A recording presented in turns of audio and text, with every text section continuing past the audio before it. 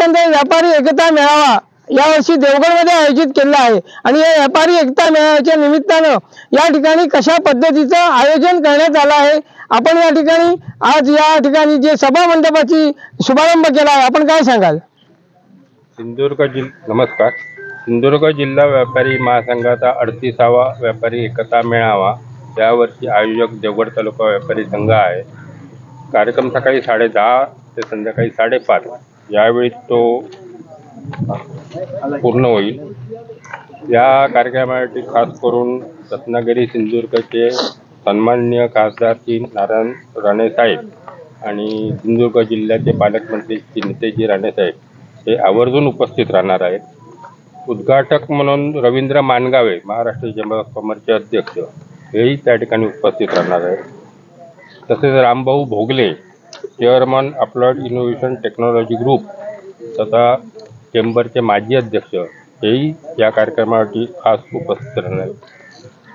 व्यापाऱ्यांसाठी मार्गदर्शक म्हणून महेश चव्हाण संस्थापक I41 इन्व्हेस्टमेंट सर्व्हिसेस प्रायव्हेट लिमिटेडचे चेअरमन हे सुद्धा खास करून या कार्यक्रमासाठी उपस्थित राहणार. यावेळेच्या महोत्सवाच्या निमित्ताने व्यापारी पर्यटन महोत्सव आणि व्यापारी मेळावा असे 2 दिवसाचा कार्यक्रम आयोजित केला आहे आणि याला सगळ्या नागरिकांनी उत्स्फूर्त पर्यटकांनी भरभरून प्रतिसाद द्यावा अशी मी त्यांना तालुकाध्यक्ष म्हणून विनंती करतो. जिल्ह्यातील सर्व व्यापारी बंधू भगिनींना मी अशी एक आवाहन करते की आपण सर्वांनी इथे उपस्थित राहावे आणि व्यापारी महासंघातर्फे जे आपण मार्गदर्शन होईल, जे कार्यक्रम होतील त्याचा आनंद घ्यावा.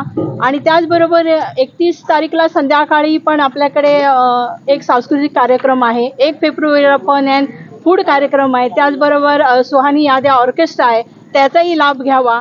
आणि असं मी आज सगळ्याच व्यापारी संघातील व्यापाऱ्यांना एक सूचित करू इच्छिते की पर्यटनातूनच आपला व्यापार आज भविष्यात होणार आहे. त्यामुळे सर्वांनी ह्याचा आनंद घ्यावा, लाभ घ्यावा अशी मी सर्वांना विनंती करते.